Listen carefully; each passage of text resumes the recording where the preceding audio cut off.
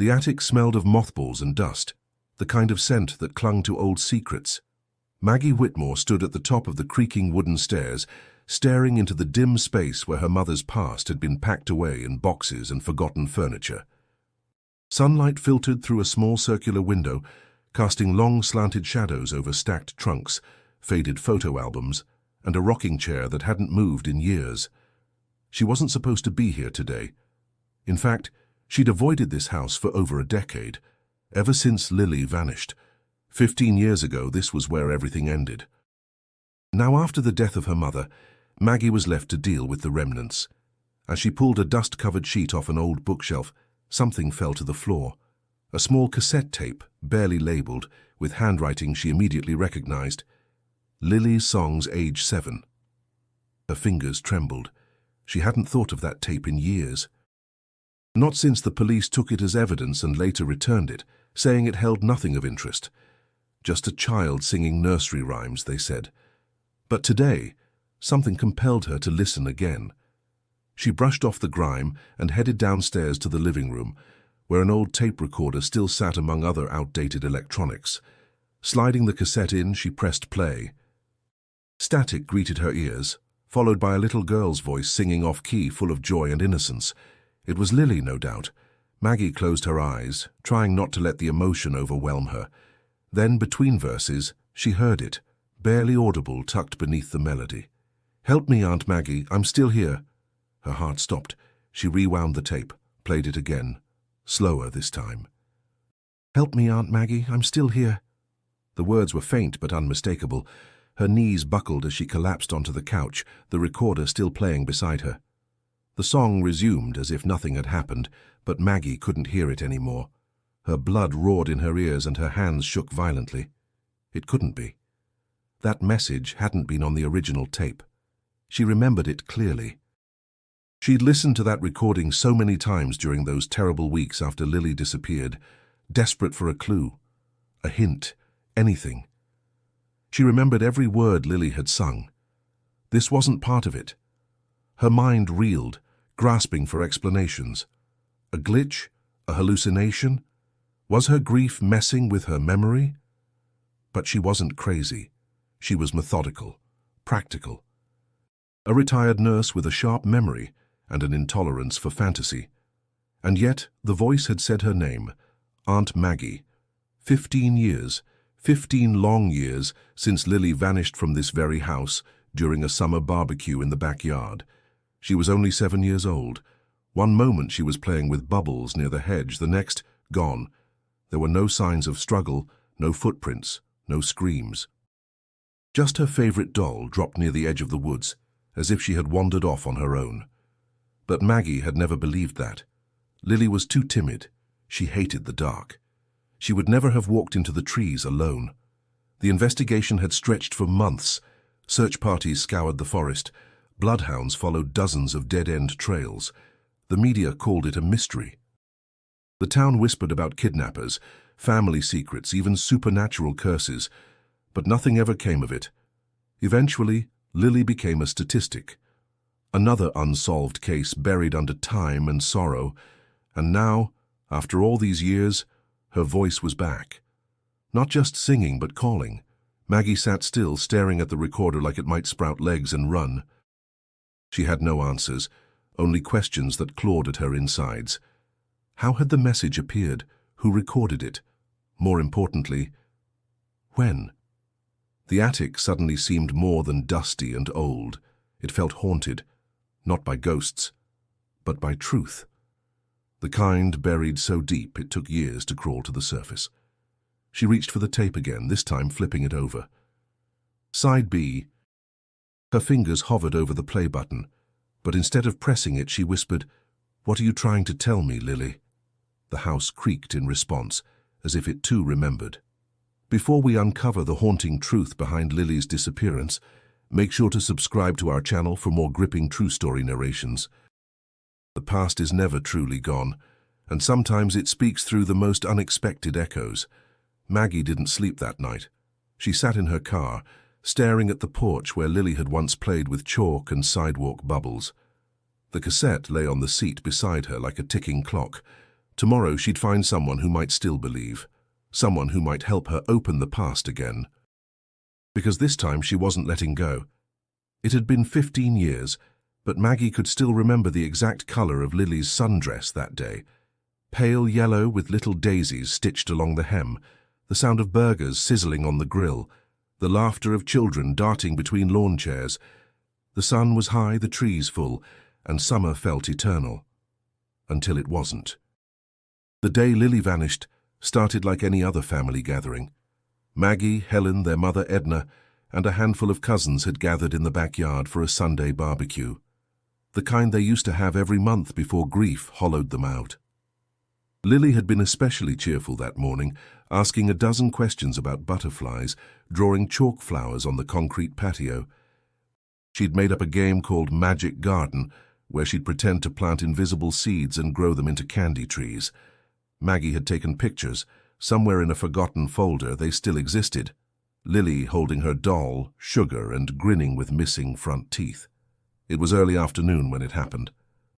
Helen was by the grill, Edna pouring lemonade, and Maggie chatting with a neighbor who'd dropped by with her twins. The kids played near the hedge that separated the backyard from the dense woods behind it, woods that stretched for miles, wild and unwelcoming. Maggie remembered glancing over and seeing Lily skipping toward the far edge of the yard, chasing a butterfly.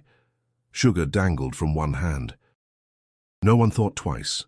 Not until minutes later, Helen called for her daughter and there was no answer. They checked behind the shed, under the porch, inside the house.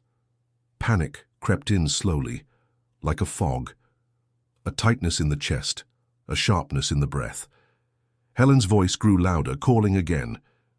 Still no Lily. 15 minutes passed, then 30. Maggie remembered the hollow ache blooming in her gut. Something was wrong, terribly wrong. They searched the woods first. A group of neighbors fanned out with flashlights even though it was still daylight. Edna, ever composed, said maybe Lily had wandered further than usual and they'd find her sitting under a tree playing with stones. But she wasn't there. Police arrived within the hour. Officers moved swiftly, cordoning off the area, interviewing family members. Maggie sat on the front steps holding Lily's doll, now dirt-stained and missing one button eye. It had been found near the edge of the trees, as if dropped in a hurry, or taken. There were no signs of a struggle, no torn fabric, no footprints that led anywhere useful. Dogs picked up a scent for a few yards, then nothing. It was as if Lily had dissolved into the forest air. The following days blurred. Volunteers combed the woods, helicopters scanned overhead, and missing posters plastered telephone poles. Maggie barely slept. Helen didn't sleep at all. They tried everything. Interviews, news coverage, press conferences. A reward was offered. Psychics called in. Theories flooded the airwaves. Some thought it was a stranger abduction. Others whispered about wild animals. A few blamed the family, as always happens. But the town was small. Strangers stood out. And there'd been no sign of bears or coyotes in that area for years. Time, like a slow-moving avalanche, buried the urgency. Weeks passed, then months. The leads dried up. The police's interest waned. The neighbors stopped dropping off casseroles, and Lily became the little girl who disappeared in the woods behind Grandma Edna's house. A tragic headline. A case gone cold. Maggie had always hated that phrase. Cold case. It made it sound like the story had ended, but for her, for Helen, it never did. It lived in their bones, in every empty birthday, every silent Christmas, every child's laughter that didn't belong to Lily. The emotional toll was incalculable. Helen withdrew almost entirely. She quit her job at the bank and rarely left the house. Therapy helped little. Grief mixed with guilt clung to her like a second skin.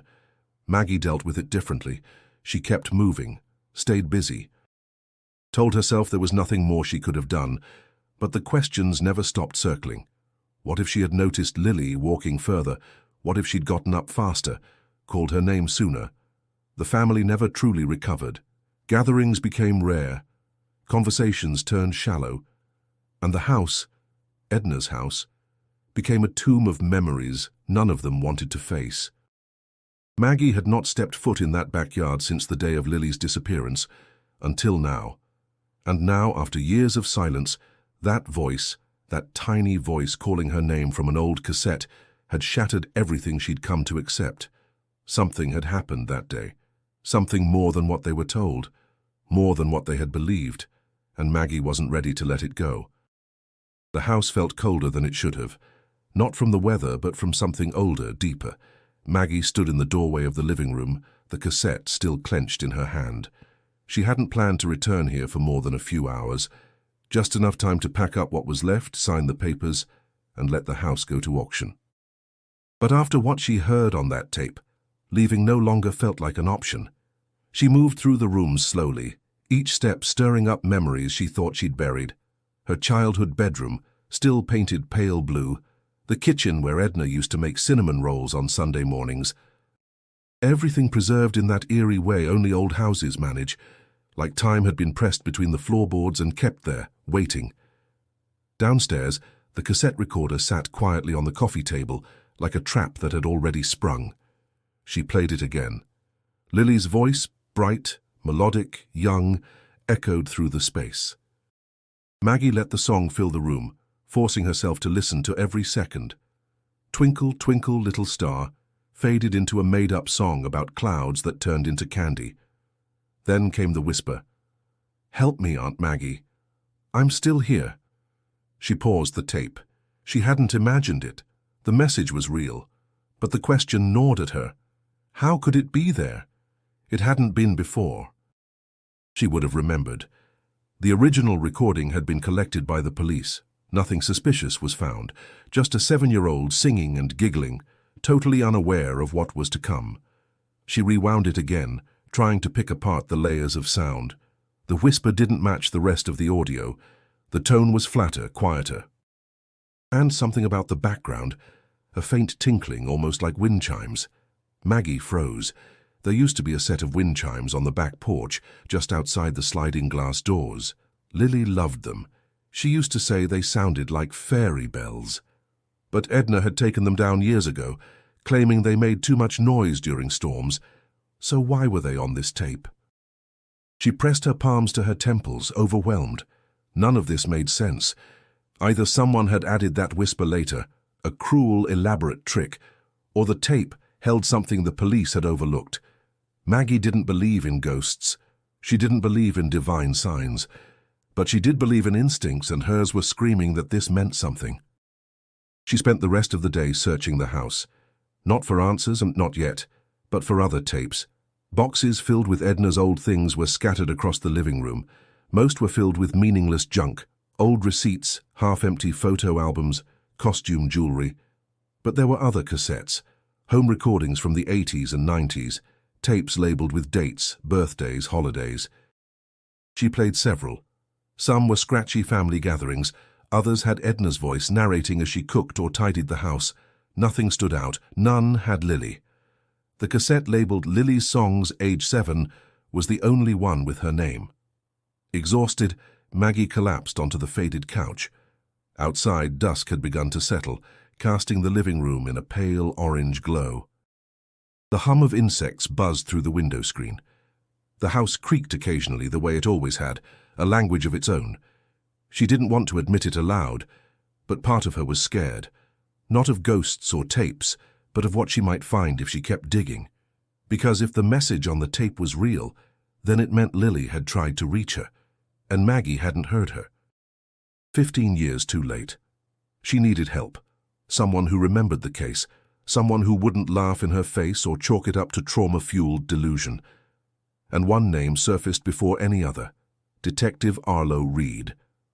He had been the lead investigator when Lily vanished, gruff, detail-obsessed, relentless. Maggie remembered him pacing the backyard, barking orders, refusing to give up even after the case had gone cold. He'd kept in touch with Helen longer than the others. If anyone could look at the tape with clear eyes, it was him. Maggie reached for her phone. She didn't know if he'd answer, didn't even know if he still lived in town, but she had to try. She dialed the number from memory, an old landline she hadn't used in years. It rang 3 times before clicking to voicemail. "Detective Reed, it's Maggie Whitmore," she said, voice trembling. "I found something. About Lily. Something on the old cassette. I think you need to hear it. Please call me." She ended the call and set the phone down. Whatever was happening, she wasn't going to face it alone. Detective Arlo Reed hadn't changed much in 15 years. His hair was now fully grey, his back a little more stooped, but his eyes were still sharp, the kind of eyes that dissected a person before they even spoke. He answered Maggie's call 2 days later, his voice low and cautious. When she mentioned the cassette, he went quiet. Then he told her to come over. His house was modest, buried at the end of a gravel road on the outskirts of town. Shelves lined the walls, full of case files and old notebooks, relics of a man who'd never fully let go of the job. He didn't offer coffee, just motioned for Maggie to sit and handed her a portable tape player, one that looked newer than the one she had at the house. "Play it," he said. She did. He listened to the full recording in silence. When the whisper came, "Help me, Aunt Maggie, I'm still here." He reached out and paused the tape, rewound it, played that part again, then again.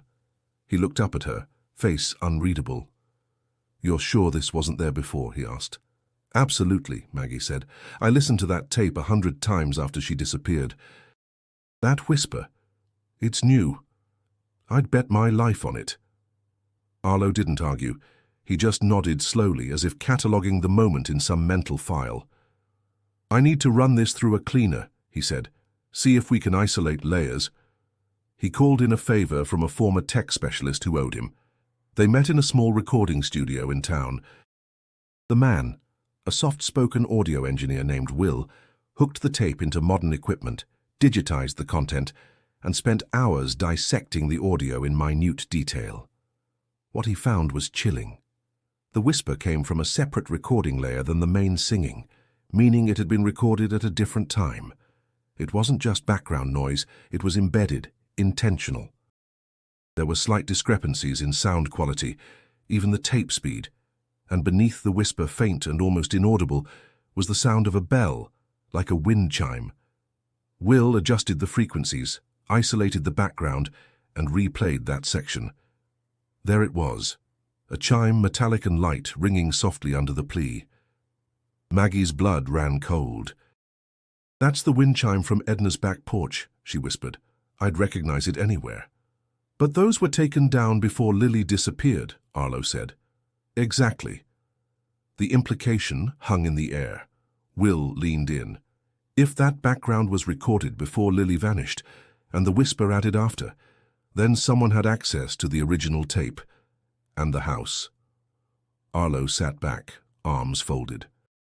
This wasn't just some prank. Whoever added that whisper wanted it heard now, not 15 years ago. Maggie stared at the digitized waveform on the screen. She didn't understand the science, but she understood what her gut was telling her. Someone had known where Lily was. Someone had left a message buried in an old cassette waiting for someone to find it. Someone who knew the chime, the voice, the weight of the past. She turned to Arlo. "You think someone in the family did it?" He didn't answer right away.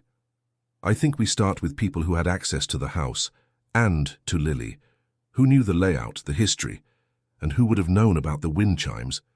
Maggie swallowed. There weren't many names on that list. "Your mother," he said finally. Edna had keys. She lived there. She could have made the recording herself. Maggie felt a sudden, irrational wave of defensiveness. She was old, sick near the end. She barely left her bed the last year. Arlo raised an eyebrow. She was sharp long after Lily disappeared. Didn't she keep the house locked tight? Never let anyone into the attic? She hated clutter, Maggie said weakly. Said the attic was full of dust and junk, or something else, Arlo muttered. They sat in silence for a long moment. Eventually, Arlo slid the digitized copy of the tape into a flash drive and handed it to her. "We need to check that house again, top to bottom, look for anything she might have hidden, any hint of what really happened. You up for it?" Maggie closed her fingers around the drive. Her heart was pounding, but her voice was steady. "Yes, I am." The air in the house felt different this time, not just colder but charged. As Maggie and Arlo stepped inside, silence wrapped around them like insulation. The walls seemed to watch. Every floorboard creaked louder than she remembered. the weight of what they might find pressed against her chest. They began in the basement. It had always felt like a forgotten place. Low ceilings, dim light, and the smell of damp concrete. Edna used it mostly for storage, but Maggie remembered her mother keeping certain areas sealed off, especially the far corner behind the old furnace. That's where they started. They moved aside boxes of canned food and broken appliances, revealing a section of wall that didn't match the rest. The paneling here was older, the nails not quite flush. Arlo ran his hand over the surface, then tapped. Hollow. He took a crowbar from his bag, glanced at Maggie for permission, and pried the wood loose. It came away with a groan. Behind it, darkness, a narrow crawl space. The opening was barely large enough to squeeze through. Dust floated in the air like ash. Maggie knelt, heart-pounding, and shone a flashlight inside. Toys. Scattered along the floor were old children's toys, a wooden horse, a plastic ring stacker, and a stuffed rabbit missing one ear. On the far wall, a crayon drawing was taped crookedly. It showed a big sun, a house, and a little girl standing under a tree. Beside it, propped against a box, was another cassette tape. Her breath caught. She reached for it carefully, as though it might crumble in her hand. No label, just a strip of peeling adhesive. Arlo took the tape and popped it into a recorder he'd brought. He pressed play. This time, there was no singing, just static, then giggling. Lily's voice unmistakable, light and high. "I made a new game today," she said softly. "But I'm not supposed to talk about it." Then silence, then sobbing. The sound of a child crying echoed in the basement, and Maggie had to grip the edge of the furnace to stay upright. A few seconds later, Lily's voice again, hoarse, tired. "Please come get me, I'm in the dark." Then nothing. The tape clicked at the end. Arlo shut it off and looked at her. This isn't a coincidence. She was down here, at least for a while. Maggie nodded slowly, her face pale. "I remember," she whispered. "When I was a kid, I wasn't allowed back here. Mom said it was dangerous, that the walls were weak." Arlo turned toward the drawing. This was a hiding place, not just for things, and for someone. The air felt too thin. He crouched, examining the area with a flashlight. No bedding, no food containers.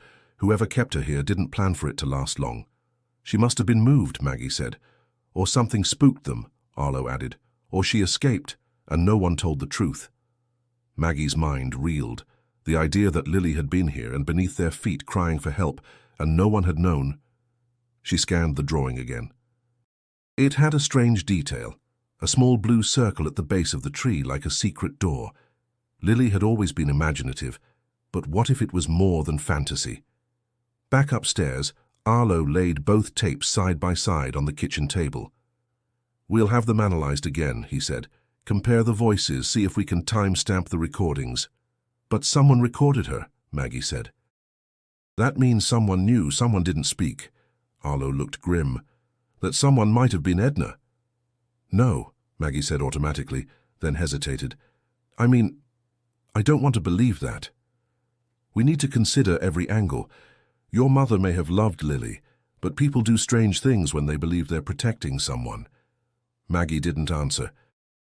Her thoughts tangled with memories, Edna's sharp warnings, her obsession with locking doors, the way she once screamed when Maggie wandered into the woods alone. The second tape, with its raw, broken version of Lily's voice, was more damning than anything so far. Not a whisper of a ghost, but the fear of a living child. If Lily had been kept hidden, Maggie had to know how long, and who helped. Because someone had built that space, someone had made sure she couldn't be found, and someone had left those tapes behind. The deeper they dug, the darker the picture became. Arlo spent days cross-referencing old reports, family statements, and building permits. Meanwhile, Maggie dove into family records, photo albums, and even Edna's recipe cards, searching for anything that felt out of place. She began to question everything she thought she knew about her mother. One evening, buried in a box of documents under a layer of faded Christmas ornaments, Maggie found an old manila envelope. Inside were papers with government seals, applications, letters, and a file stamped with the year 1975. At first glance, it looked like routine paperwork. But as she read further, her hands began to tremble. Edna had applied for a license to foster children. There were reports from Child Protective Services, brief notations of visits, and more disturbingly, a final note stating that the license had been terminated due to undisclosed policy violations. The details were vague, but the implications were clear. Edna had once been entrusted with the care of children and lost that trust. Maggie's breath caught as she realized how little she actually knew about her own mother's life before she and Helen were born.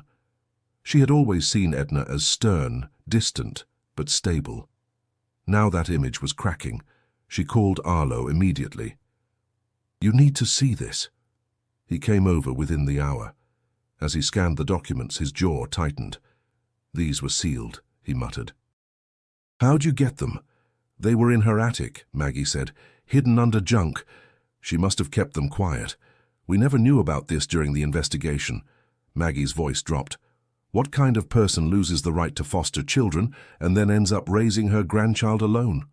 Arlo didn't answer. Later that night, Maggie couldn't sleep. Memories began surfacing, moments she had brushed off, now heavy with suspicion. She remembered once waking up in the middle of the night as a child and finding Edna whispering harshly through a cracked door to someone. The tone had been angry, desperate. She couldn't recall the words, but the fear was still there. She remembered how Edna always hated the basement. How she'd lock it with a padlock, claiming there were rats. Maggie and Helen weren't allowed to play there, and when Lily visited, she was never supposed to be alone downstairs. But of course, children forget rules. They wander. They explore. When Maggie shared those memories with Arlo, his face turned grim. "We need to look at those drawings again," he said. The child's drawing from the crawl space still lay on the table. Arlo studied it under better light. The tree, the house, the blue circle. "Why the blue circle?" he asked. Maggie frowned. "Lily used to draw that on everything. I thought it was just her version of the sun." "Could be," he said. "Or maybe it's something else, a symbol." "A place." Then Maggie had a flash, not from memory but from an old photo she'd come across while organizing albums. A picture of the backyard, taken years ago before the garden shed was built. In the corner stood a huge maple tree with a red tire swing, and near the base a child's plastic pool, blue. "She loved that swing," Maggie whispered. "We had to cut the tree down after it got struck by lightning." Arlo leaned in. "Where was it?" "Far edge of the woods, behind the property line." They were quiet for a moment. "You think the drawing's a map?" she asked. "I think Lily was trying to tell us something." Maggie looked down at the paper again, this time not as art but as a message, from a scared child who may have been trapped, alone, and trying to reach someone, anyone. She thought of the second tape, the tremble in Lily's voice, the way it faltered. That wasn't a voice from a single night in a dark space.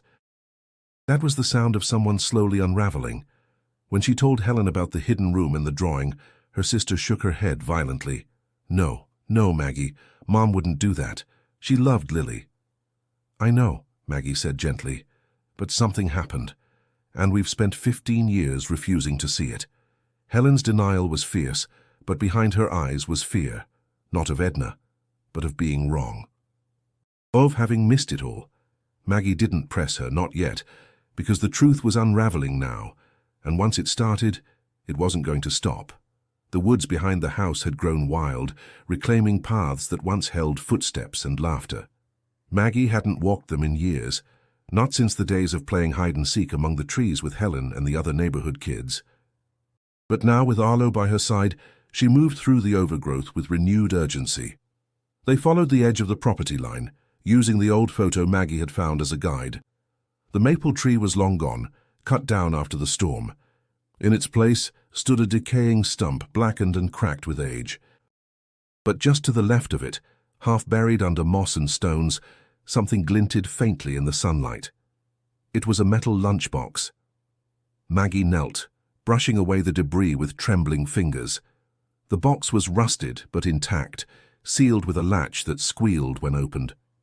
Inside were 3 cassette tapes wrapped in a strip of faded pink cloth, the kind Lily used to wear in her hair. Beneath them was a folded piece of paper, edges browned, with Lily's handwriting scrawled across it. "These are mine. Please listen." Her throat tightened. She handed the tapes to Arlo without a word. They returned to the house and played the first tape. It started with Lily's voice, softer than before, thinner. "I'm playing my cloud game again," she said. "The bad lady says I have to stay here. But I think someone's coming soon." Then silence, followed by soft humming. Not Lily's voice this time, an older woman's. Off-key, gentle, almost like a lullaby. Arlo glanced at Maggie. "Do you recognize it?" She nodded slowly. "It's a song Mom used to sing?" "Lavender Blue." They played the second tape. This time Lily sounded tired. "I miss you, Mommy. I want to go home." She cried for almost a full minute, the kind of cry that came from exhaustion, from isolation. Maggie had to pause the tape. Her hands wouldn't stop shaking. The third tape was worse. Lily whispered through the static, her voice barely audible. "I think I was bad. The bad lady said I have to stay longer. She says people forget little girls who lie." Then silence. A long one. At the very end, just before the tape clicked off, was a low whisper. "Don't trust the good ones, they hide things too." Maggie looked at Arlo, horrified. "She was kept here," he said, "and not just for a day or two. This was long-term." "But why?" Maggie asked. "Why record it? Why leave these tapes where no one would ever find them?" He exhaled slowly. Maybe someone changed their mind. Maybe guilt caught up, or maybe they thought someone would find them eventually. But who? He didn't answer. Not yet. That night, Maggie sat alone in the kitchen, the lunchbox on the table beside her. She kept touching the cloth ribbon, running her fingers over the frayed edges. Every instinct told her that Edna had been involved, but the lullaby changed everything. It wasn't just that Lily had heard it. It meant Edna had been close, physically there. And if she'd been singing to Lily, it wasn't just about imprisonment. It was something else. Possession, obsession, protection, twisted into something monstrous. Maggie broke down crying. "I should have seen it," she whispered. "I should have known." Arlo didn't judge her. He just let her cry. The next morning they met again in the woods. Maggie needed to look once more, to be sure they hadn't missed anything near the stump. She paced around the area, kicking away leaves, checking the base of every nearby tree. And then she saw it. Carved into the bark of a smaller tree a few feet away, a tiny circle surrounded by lines that formed rays. A child's drawing of a sun, but crude, shallow, and deliberate. Below it, 3 letters, L-I-L. Lily had been here. She'd marked the spot. Maggie traced the letters with her finger, her heart breaking anew. "She left signs," she whispered. She tried. They stood in silence, listening to the wind move through the branches, the creak of the trees, the echo of what once was. The forest had kept her secret, but it was letting go now. Something in the way the light filtered down, the hush of the leaves, it felt like permission. Like the story, long buried, was finally ready to be heard. They returned to the house with a plan. The lunchbox, the tapes, the carvings in the trees, all of it formed a pattern too clear to ignore. Arlo made calls. Maggie sifted through every inch of the home she once ran from. What they found next tore the past wide open. In the floor of Edna's bedroom, beneath the rug where her rocking chair once sat, Maggie noticed faint grooves, small, barely visible cuts around the wood. Not from wear, but from being lifted. She called Arlo, and together they pried the floorboard free. Underneath, wrapped in a crumbling plastic bag, was a leather-bound book, a journal. It was Edna's. The first few entries were dated before Lily was born. Mundane notes about gardening and recipes. But around the time Helen became pregnant, the tone shifted. The handwriting changed, more erratic, sharper. There were references to visions, to dreams of a child with a glowing spirit, to a light too bright for the world. Then Lily's name appeared. "She must be protected," one entry read. "They do not see what she is, but I do. The world will ruin her." Maggie flipped forward, her stomach twisting. "She speaks to things that aren't there," Edna had written. She tells me the sky hums. She draws what hasn't happened yet. I must keep her near. Then this. She cried today. I told her it was for her safety. She'll understand when she's older. No one else will keep her safe. And further down, scrawled across the page in frantic ink, Maggie is asking questions. I must be careful. They're always watching. The journal painted a picture of a woman unraveling. Not evil, not intentionally cruel, but consumed by delusion. Convinced the outside world was a threat, and that she alone could save Lily from it. Maggie dropped the book, sick to her core. She really believed she was protecting her, she whispered. She thought hiding her was love. Arlo stood still, processing. This changes everything. It wasn't random. It wasn't an abduction. It was captivity disguised as protection. They took the journal and tapes to the current police chief, who'd been in high school when Lily vanished. At first skeptical, he grew quiet after reading the entries and hearing the recordings. Forensics expedited the evidence. Hair samples from the lunchbox matched Lily's DNA. Then came a break no one expected. A state forensic analyst reviewing old case files cross-referenced the tapes and journal with a missing person report filed over a decade ago. It had gone unnoticed, misfiled. A woman, found wandering near a church in Vermont, barely speaking, clutching a doll. No ID, no known name. Estimated age, 9. She had been placed into foster care under the name Emily, adopted years later.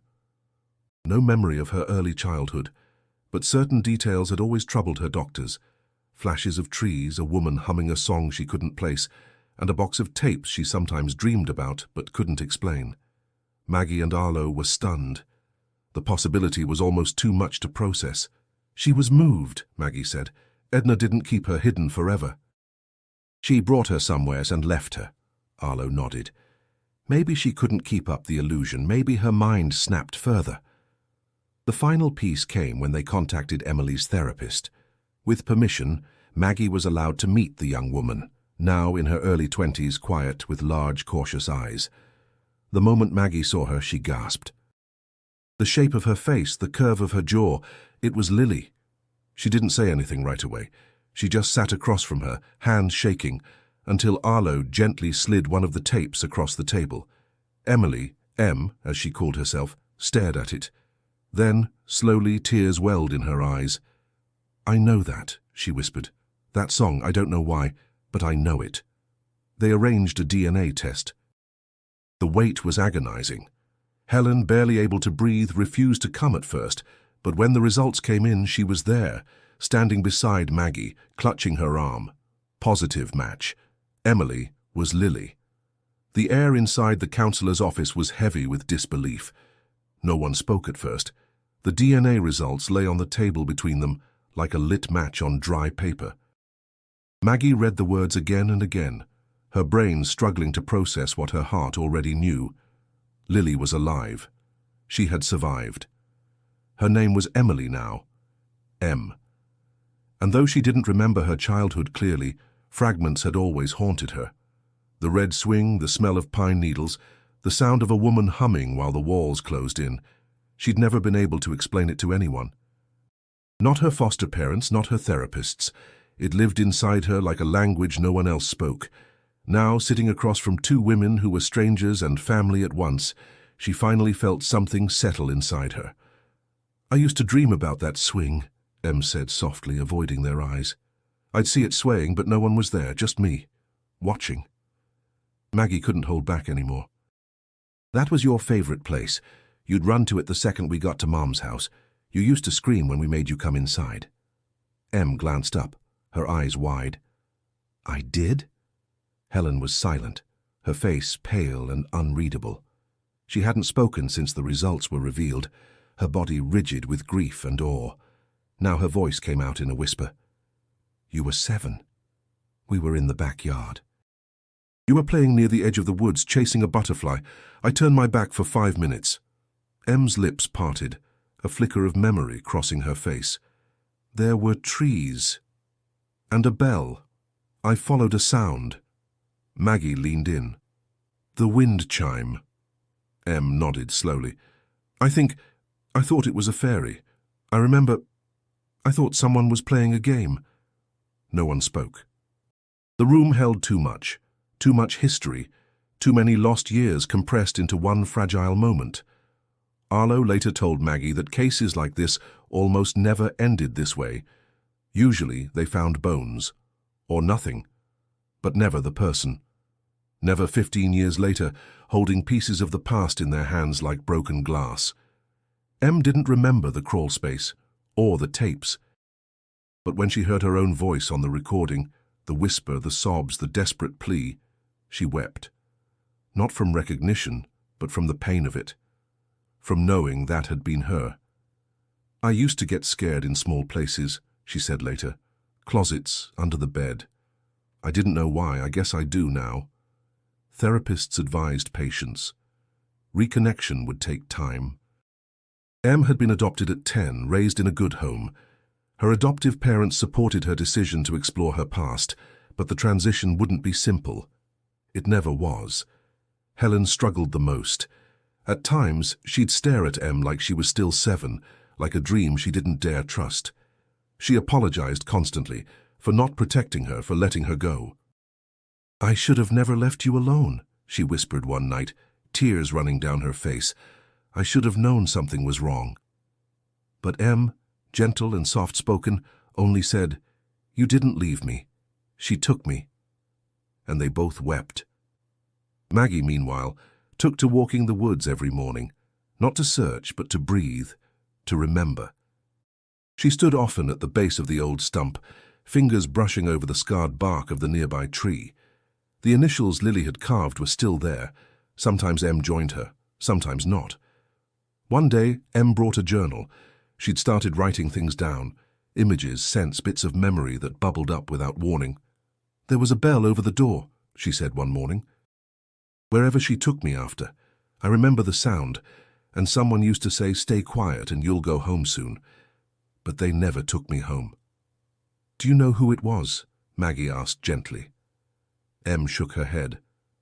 "I think she called her sister, or maybe it was a nickname. I don't know. It's fuzzy, but it was enough for Arlo to begin tracing records, looking into old church-run homes and orphanages that had operated under different names. There were trails to follow now. And for Maggie, hope. Because Lily hadn't been lost. She'd been hidden, but no longer. In the weeks that followed, Maggie watched her world bend and reform. She had expected some grand cinematic moment, an embrace, tears, laughter. But real life was quieter. Healing came in fragments, in awkward conversations and shy glances. Lily, Em, was both familiar and foreign, a living memory who'd survived years of silence and shadow. Helen took the longest to adjust. She hovered, unable to stop apologizing, sometimes talking to Em as if she were still 7. It took time for the truth to settle. The little girl they'd mourned had become a woman, with wounds and scars they couldn't see. Em spent time in both homes. Sometimes she sat on the porch steps, listening to the faint sound of wind in the trees, head tilted as if searching for the music she'd once followed into darkness. She started recording her own voice again, not to hide, but to reclaim what was lost.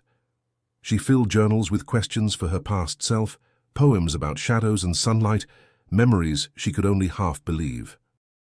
Maggie found herself at peace for the first time in years. She realized the house was no longer a place of loss, but of survival. She left the door open whenever Em visited, baked the cinnamon rolls Edna used to make, and let laughter return to the rooms. Even Arlo dropped by now and then, officially helping close the case, unofficially becoming part of their extended family. Police never found definitive proof of what happened during those missing months. Edna's journals offered clues, but no confessions. Old records suggested she'd delivered Lily to a church shelter, but the trail had gone cold. Some questions would never have answers, but for Maggie and Helen, the only answer that mattered was Lily herself. One afternoon, Em stood in the backyard where the red swing once hung. The grass had grown tall, wildflowers dotted the edge of the woods. She traced the old initials on the stump with her fingertip, then turned to Maggie and Helen. There were no words left to say. Just presence, just the feeling of being found. They didn't force her to relive the past. Some days Em wanted to remember. Others she simply wanted to exist, a daughter, a niece, a survivor. Together they learned to accept both.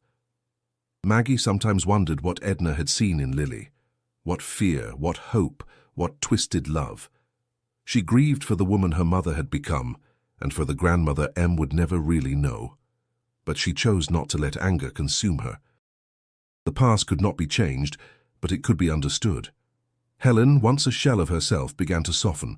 She took long walks with Em, asking about her favorite books, her new friends, her hopes for the future. Slowly, a relationship grew, delicate, cautious, but real. For Em, each day was a step toward wholeness. She continued therapy, wrote letters she'd never send, and filled her walls with photos, old and new. She knew she might never remember every detail, and she accepted that as part of her story. Maggie watched her niece, this strong, bright, resilient woman, and felt something unbreakable settle in her chest. They were together, and that was enough. If this story moved you, please subscribe to our channel and share it with others who need to hear stories of hope and survival. Your support helps us continue uncovering mysteries that deserve answers and families who deserve closure. And don't forget, to keep following stories like Lily's, click the next video on screen. There's always another mystery, another journey waiting to be told. Sometimes the answers we seek are closer than we imagine. Sometimes, even in the darkest places, a voice still calls out to be found. Thank you for joining us on this journey, because sometimes finding the truth is just the beginning.